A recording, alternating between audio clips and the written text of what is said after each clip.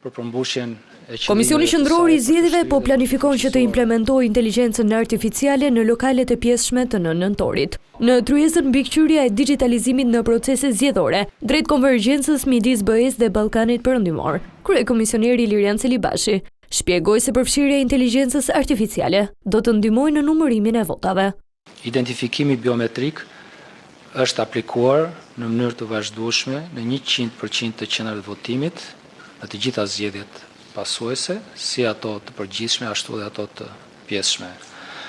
Ndërsa votimi elektronik është akoma në fazën e tij pilot të zhvillimit.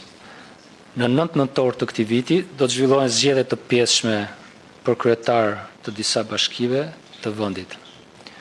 Stafi i Komisionit Qendror të Zgjedhjeve po punon për të aplikuar për herë të parë përdorimin e inteligjencës artificiale në numërimin dhe vlerësimin e fletëve të votimit dhe në nxjerrjen e rezultateve.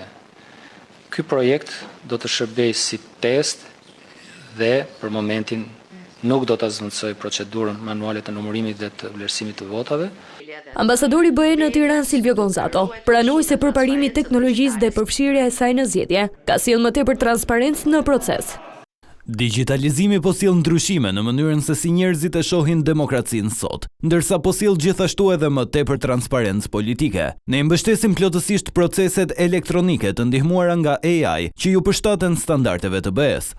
Më në nëntor, qytetarët e Vlorës, Beratit, Tepelenës, Matit dhe Cerrikut do t'i drejtohen kutive të votimit për të zgjedhur kryetarin e bashkisë.